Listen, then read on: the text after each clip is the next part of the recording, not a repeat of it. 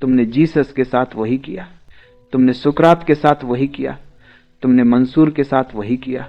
यह कहानी बड़ी प्राचीन है और बड़ी नई भी, पुरानी से पुरानी, नई से नई। यह अतीत में भी होती रही है, आज भी हो रही है, भविष्य में भी होती रहेगी। यह चिर नूतन, चिर पुरातन कथा है।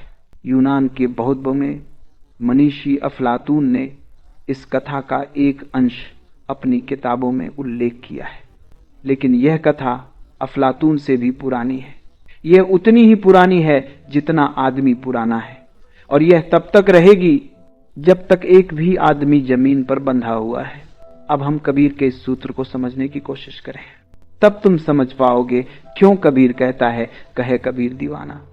नहीं तो तुम न समझ पाओगे क्यों कबीर अपने को खुद पागल कहता है। कैसी बेबूझ दुनिया है। प्रज्ञावान पागल समझे जाते हैं, मूढ़ ज्ञानी, जिन्हें कुछ भी पता नहीं है, जिन्होंने शब्दों का कचरा इकट्ठा कर लिया है या खोपजी में शास्त्र भर लिए हैं, वे ज्ञानी हैं, वे पंडित हैं। कबीर काशी में रहे जीवन भर, पंडितों की दुनिया। स्वभावतः उन सभी पंडितों ने कहा होगा पागल है काशी। वहां तो सबसे ज्यादा भाई अंधों की भीड़ है, वहां तो सब तरह के मुंह प्रतिष्ठित हैं, जिनके पास शब्दों का जाल है।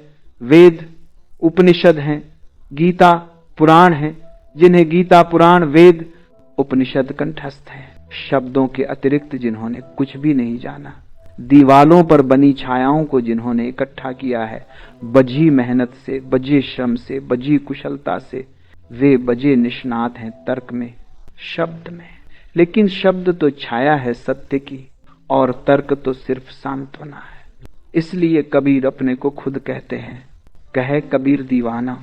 एक एक शब्द को सुनने की, समझने की कोशिश करो, क्योंकि कबीर जैसे दीवाने मुश्किल से कभी होते हैं, अंगुलियों पर गिने जा सकते हैं। और उनकी दीवानगी ऐसी है कि तुम अपना अहोभाग्य समझना अगर उनकी सुराही की शराब से एक बूंद भी तुम्हारे कंठ में उतर जाए। अगर उनका पागलपन तुम्हें थोड़ा सा भी छू ले तो तुम स्वस्थ हो जाओगे। उनका पागलपन थोड़ा सा भी तुम्हें पक ले, तुम भी कबीर जैसा नाच उठो और गा उठो, तो उससे बहा कोई धन्य भाग नहीं है। वही परम सौभाग्य है, सौभाग्यशालियों को ही उपलब्ध होता है। जब मैं भूला रे भाई, मेरे सतगुरु जुगत लखाई, क्रियाक्रम आचार में छाहा, छाहा तीरथ नहाना। सगरी दुनिया भई सयानी, मैं ही एक बौराना। जब मैं भूला रे भाई, क्या भूल है? क्या तुम भूल गए हो? तुम स्वयं को भूल गए हो, सब तुम्हें याद है। वेद कंठस्थ, सिद्धांत, शास्त्र याद, सिर्फ एक को तुम भूल गए हो, वह तुम स्वयं हो। और उसे जाने बिना सब ज्ञान व्यर्थ है। और जिसने उस एक को जान लिया, उसने सब जान लिया। उस एक के जानने में जान लिए जाते हैं सब वेद, कुरान, बाइबल। उस एक को चूकने में सब चूक जाता है, क्योंकि वही एक तुम्हारे भीतर चैतन्य का स्रोत है। उस एक से ही तुम परमात्मा से जुड़े हो। वह एक तुम्हारे भीतर आया हुआ परमात्मा है। जैसे तुम्हारी खिड़की में से आ गया आकाश तुम्हारे घर को भरे, ऐसा तुम्हारे उस एक में से आ गया आकाश परमात्मा तुमको भरे। उस एक को भर तुम भूल गए हो। उसकी तरफ पीठ, सारे संसार की तरफ आंख है। भागे फिरते हो, ज्ञान का संग्रह करते चले जाते हो, धन का संग्रह करते चले जाते हो। एक बात भूल ही जाते हो, वह कौन है जिसके लिए तुम संग्रह कर रहे हो? वह कौन है जो संग्रह कर रहा है? वह कौन है जो शास्त्र पढ़ रहा है? शास्त्र तो याद रह जाता है। वह कौन है जो शास्त्र पढ़ रहा है? वह कौन है जो सबके प्रति साक्षी है? वह कौन है चैतन्य का स्रोत तुम्हारे भीतर? जब मैं भूला रे भाई, मेरे सतगुरु जुगत लखाई। कबीर कहते हैं जब मैं भूल गया। विस्मरण अज्ञान है, इसलिए तुम ज्ञान से अज्ञान को न मिटा सकोगे, स्मरण से मिटा सकोगे।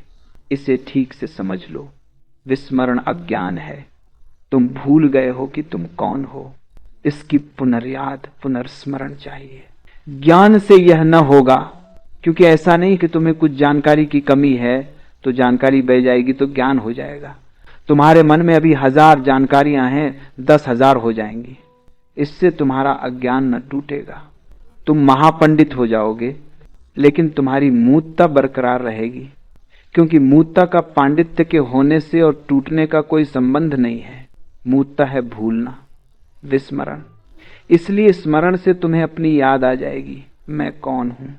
इसलिए कबीर 2 शब्दों में समझे जा सकते हैं, विस्मरण और स्मरण।